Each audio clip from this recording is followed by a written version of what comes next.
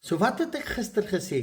Die woordjie sonde beteken om my doel te mis. En as gevolg daarvan gebeur daar 'n klomp negatiewe goed in my lewe. En toe sê ek, en dis nie strafbaar nie. Nee, wie wat gebeur?